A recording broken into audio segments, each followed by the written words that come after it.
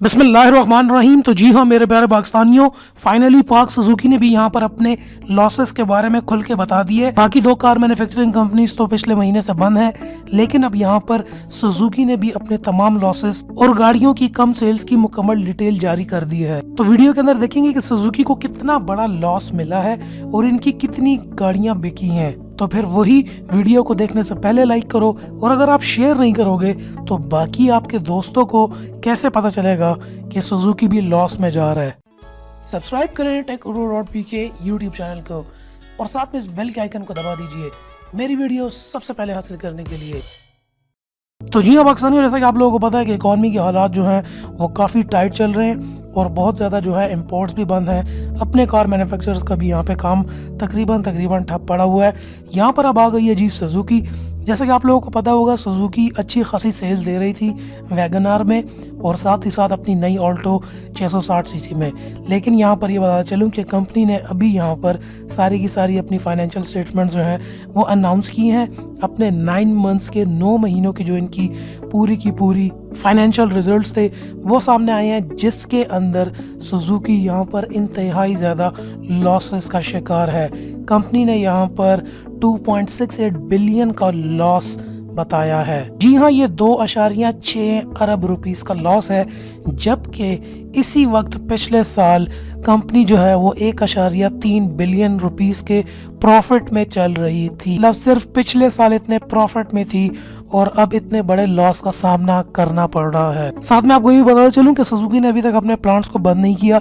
इनकी मैन्युफैक्चरिंग जो है उसी तरीके से चल रही है जैसा कि पहले चलती थी। बाकी दोनों कंपनीज होंडा और टोयोटा के प्लांट जो है पिछले महीने की 15 से बंद है और अभी तक नहीं खुले, जबकि सुजुकी का जो है काम बिल्कुल ठीक चल रहा है।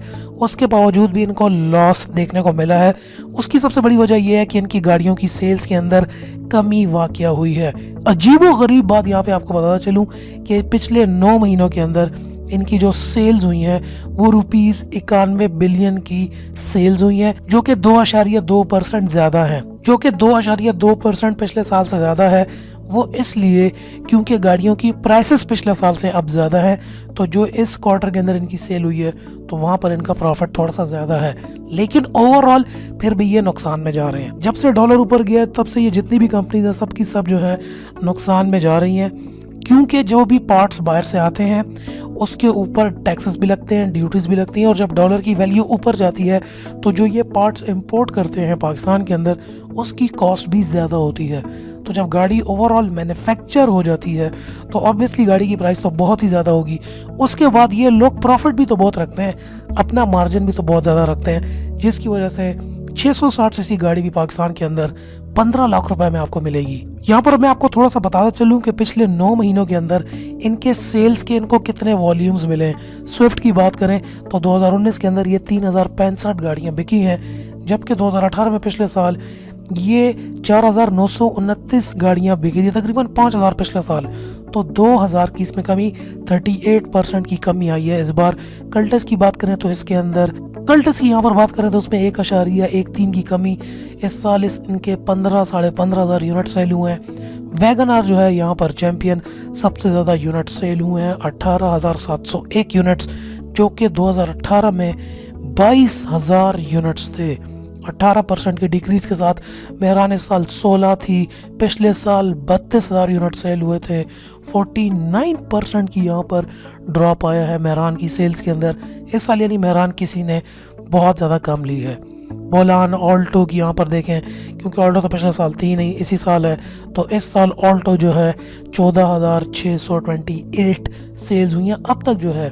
मतलब ये बहुत ज़्यादा सेल्स यहाँ पर ऑल्टो ने भी देखने को मिली हैं। टोटल सेल्स की बात करें तो इस साल 89,992, जबकि पिछले साल 1,51,031 यूनिट सेल हुए थे।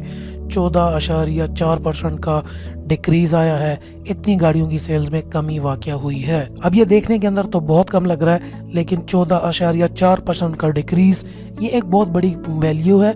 एक कंपनी जो है इतना पैसा कमा रही है, इतने उनके एम्प्लॉयज़ काम कर रहे हैं, तो 14% का एकदम डिक्रीज़ आना ये एक बहुत बड़ी बात है। लेकिन कमाल की बात यह है कि जो नई ऑल्टो आई है उसके खिलाफ पाकिस्तानी जो थे वो बहुत ज़्यादा उसको इतने अच्छे तरीके से वेलकम नहीं किया था, क्योंकि प्राइस ज़्यादा थी।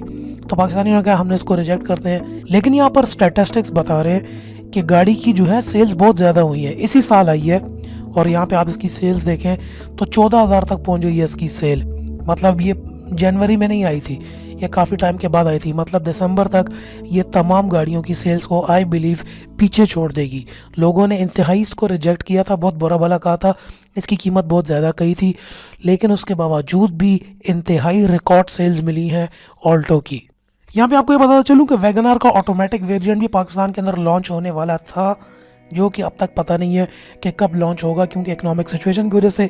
मेरा आपसे सवाल नंबर 1 ये है कि क्या वैगनआर का ऑटोमेटिक वेरिएंट सुजुकी दिसंबर तक लॉन्च कर देगी कि नहीं इस सूरत हाल के अंदर? आप अपना जवाब नीचे कमेंट सेक्शन में भी दे सकते हैं। इसके अलावा आप नीचे हैं तो आपको हमारे फेसबुक कम्युनिटी ग्रुप का लिंक मिलेगा, इस लिंक पे क्लिक करें और हमारे इस फेसबुक ग्रुप को ज्वाइन करें। वहाँ पर हम शोहर लगाते हैं, गपशप लगाते हैं, गाड़ियों की अपनी पिक्चर्स शेयर करते हैं, एक दूसरे की हेल्प करते हैं, अपनी भड़ास निकालते हैं। तो आज ग्रुप को भी ज्वाइन करो, वहाँ पर आकर शोहर लगाते हैं, मज़े करते हैं।